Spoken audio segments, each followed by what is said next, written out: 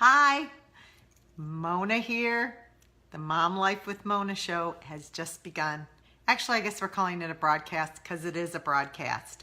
And we are here on Tuesday and it's 5 o'clock. And my promise is to come to you on Tuesday or on Friday and Friday at between 4 and 5. So what I've got today on the Mom Life with Mona show is we're going to be talking internet safety and some scary apps. Oh my gosh, y'all, this is scary. The kind of apps that are out there, and they might be on your kids' phones, but if you know what they look like, then you can just take them off and you can have the talk that you need to with your kids and you can help them learn to be safe online. So that's what we're going to be talking today on Mom Life with Mona. And I'm Mona Corwin and I am your virtual mom mentor. I am an author, a speaker, and I blog over at The Balanced Mom Life, where we help you find your calling, find your balance, and live your story. I'm all about the balance. We've got to have those 4 pillars that have got to be in place for you to have a balanced mom life.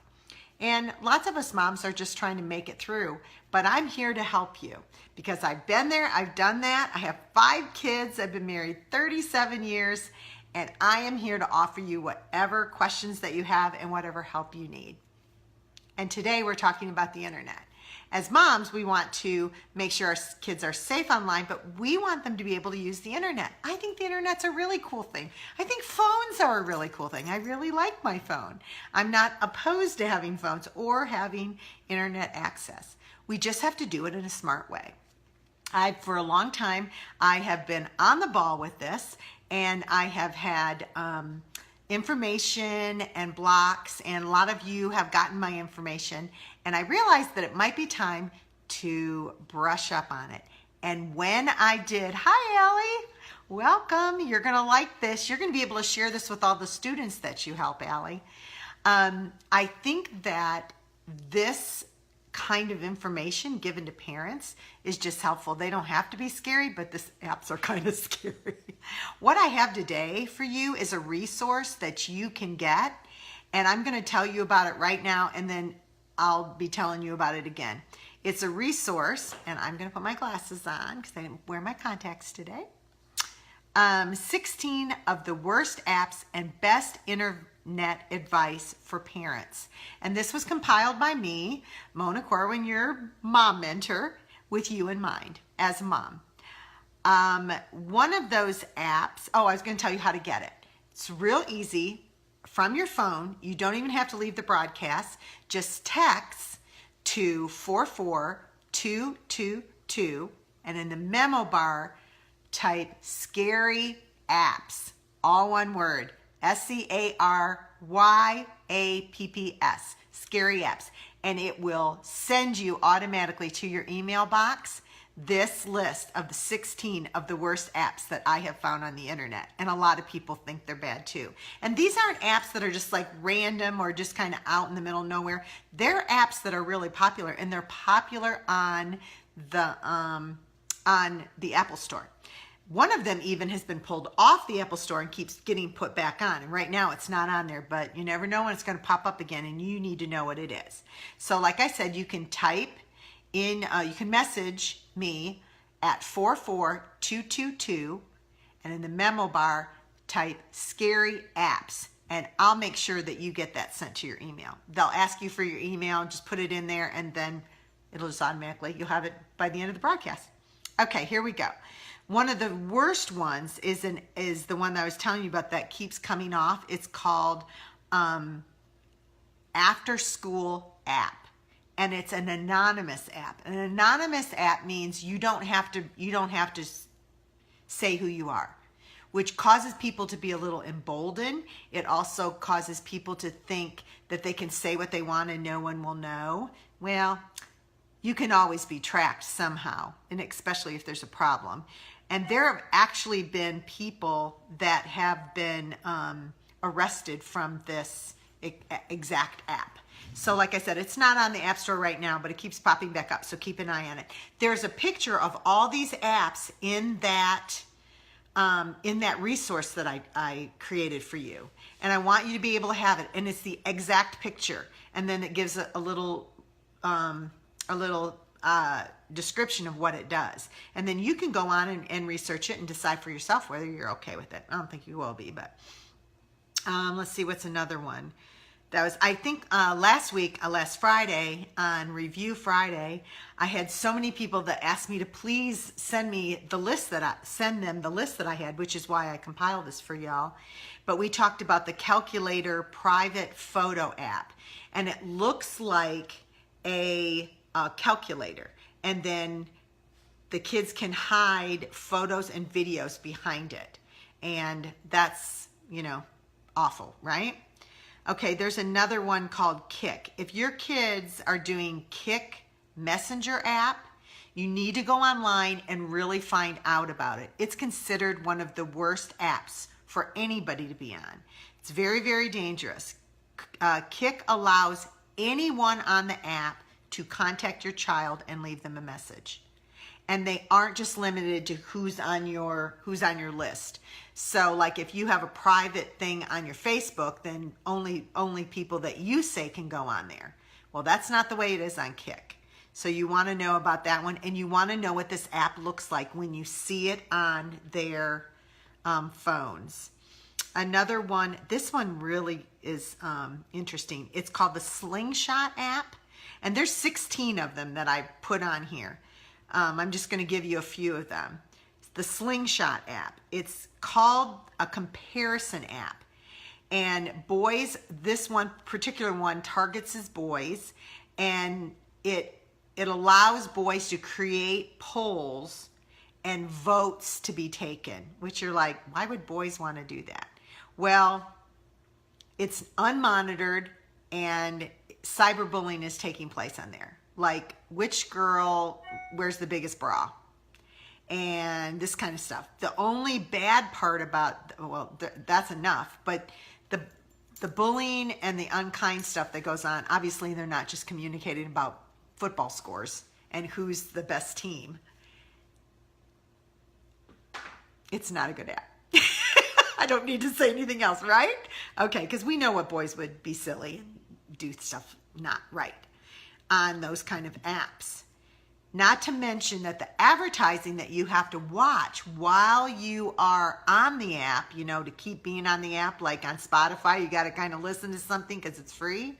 Well, some of these free apps have advertising, and the advertising that is on this app isn't anything that boys should be watching, and you wouldn't be okay with it. So the Slingshot app is not a good app for your boys to have on their phone. Now, on the opposite end of that, there's something called the Wishbone app, which is the app for girls, and it's pink, and it goes this way. The Slingshot app goes this way, and the Wishbone one goes the other way, and this is a comparison app that is directed for girls. And polling and voting is allowed to take place without people knowing who you are. This is anonymous. The boys one is too. You don't have to say who you are. You can make a poll about the girl in your group, and everybody can be voting on it. That's everybody. That's not just like your friends. That's like everybody. I mean, it's bad enough if it's your friends.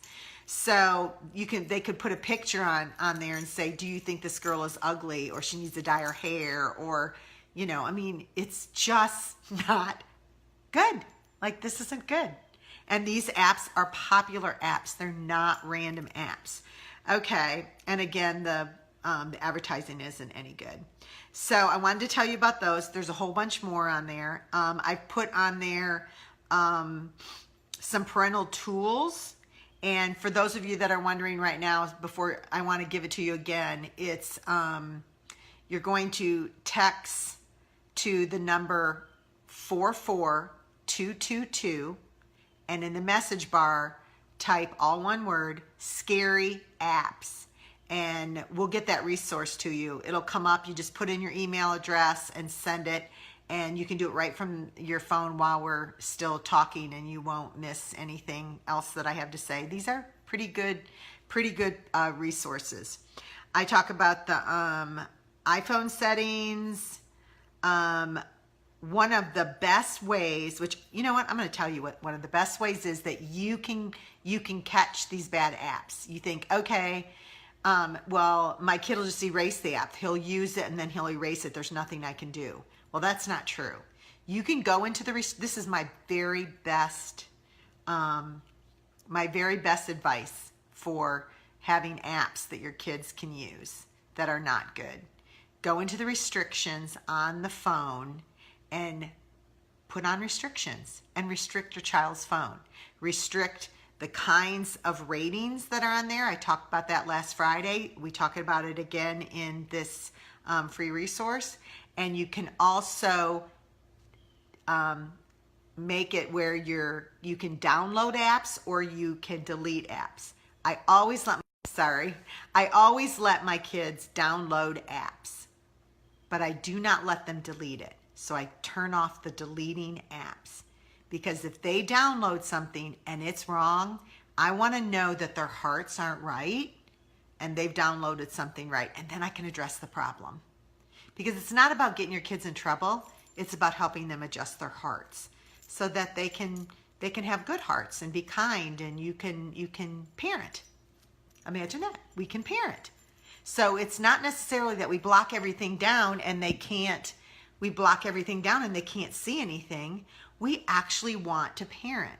It's okay if your kids make mistakes. It's okay if they screw up. It's your opportunity, when you see that, to guide them and lead them and direct them into being more like Christ and having good character.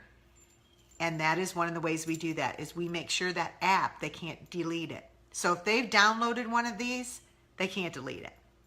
And then you can see. Now the other really good one is a bonus for you, is you need to inspect what you expect. Inspect it. Inspect the phone. Like, the phone doesn't belong to my children. The phone belongs to me and my husband. We pay for it. They are using it. They have the privilege of using it, and they're very responsible. But I want to help them understand that this isn't a private thing. This is something that they need to know is going to be checked. Now, if my child has a diary or a journal, I'm not looking at the diary or the journal. But that's not what a phone is. A phone is for fun and using it and communicating and looking things up and talking to your parents or your friends. That's what a phone's for. And it's a utilitarian thing. I don't have a problem going and looking at my children's phone, and they know I will. So these apps are really important, because you can block that phone all day long, but if you do not know how to block those apps, then they're just going to use apps instead of the blocks.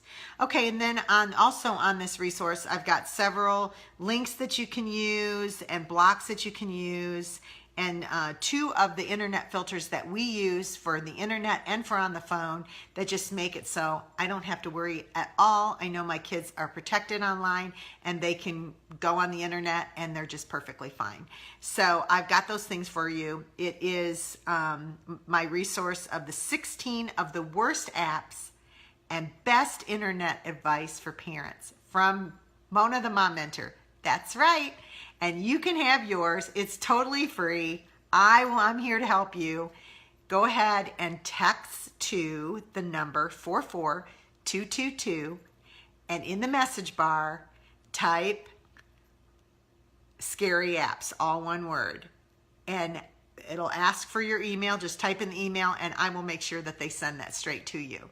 So no cost to you, and I hope that'll keep it from the internet becoming costly to you.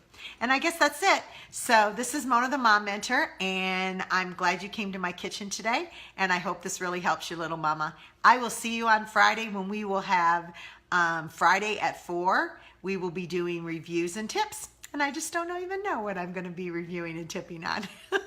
But we will meet, and you have a really great day, little mama. God bless you.